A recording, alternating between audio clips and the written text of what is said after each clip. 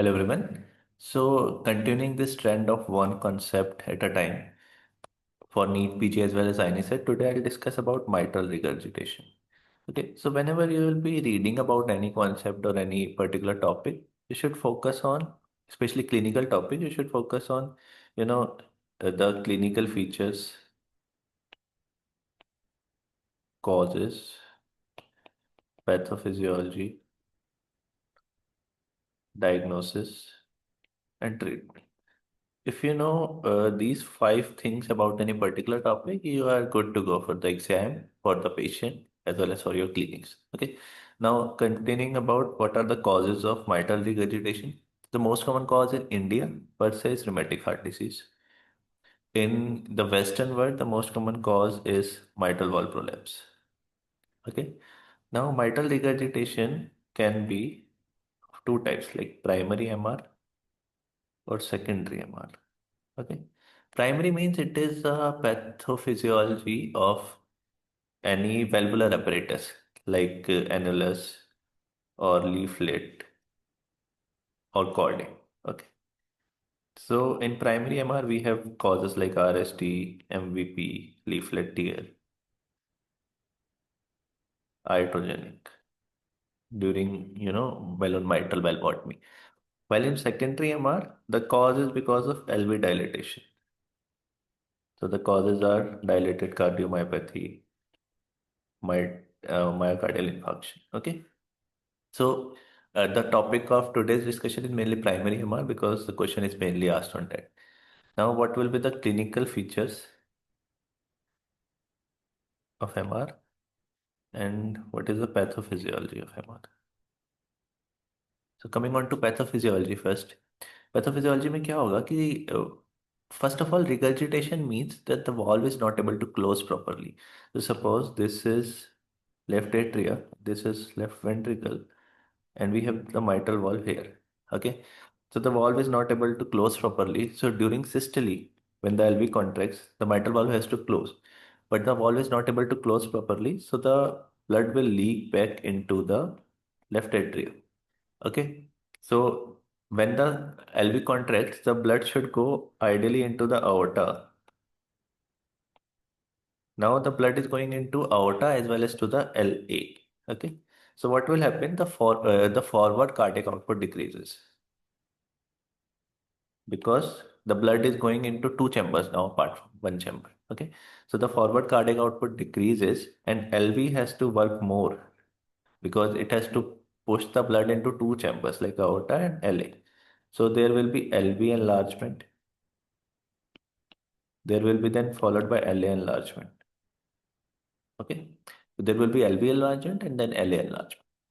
Apart from it, the clinical features would be since the forward cardiac output decreases because the पहले मान लो कि 100 ml blood यहाँ आता था तो उसमें से 70 ml aorta में चला जाता था ओके नाउ अभी अगर 100 ml ब्लड यहाँ आ रहा है तो 70 का बढ़ गया तो 40 ml मान लो aorta में जा रहा है 30 ml LA में जा रहा है और मे बी 30 ml इधर जा रहा है 40 ml इधर जा रहा है LA so the forward cardiac output decreases so the clinical features the earlier clinical features will be fatigue because cardiac output effective cardiac output decreases palpitations because of LV enlargement. So there will be volume overload type of palpitations. Then in later stages, because of LA enlargement and the LA pressure rises and subsequently pulmonary venous pressure rises, there will be dyspnea. So dyspnea comes late in mitral regurgitation as compared to mitral stenosis. Okay. Now on diagnosis, for diagnosis, so before diagnosis, we'll have examination findings. Okay. So the valve is not able to close properly. Now, since the blood will leak from LV to LA during systole, and during whole of the systole, the blood will leak because the LV pressure will always be more than the LA pressure. So there will be a pansystolic murmur at the apex. Now S1 क्यों आती है? Because the valve closes. Now in mitral regurgitation, the valve is not able to close properly, so there will be soft S1. And there will be a S3 in patients with severe MR because because S3 क्यों आती है? Whenever there is volume overload type of condition. So there will be S3. For diagnosis, first thing we'll do is ECG. So in ECG, we can find LVH. Again, LA enlargement can be there, and AF can be there because of LA enlargement again. But AF is much more common in mitral stenosis. But in mitral regurgitation also we can find AF. On chest X-ray, we will find cardiomegaly, and on echo, we'll see the jet going, mitral regurgitation jet going from LV to LE. Then we'll quantify it, that is out of your scope. And what will be the treatment? Treatment is either mitral valve repair, if we are able to repair it, or mitral valve replacement. Okay, so this is the important concept about mitral regurgitation. The questions that can be asked is, one thing is causes. So most common cause in India is RST. Most common cause in Western world is MVP.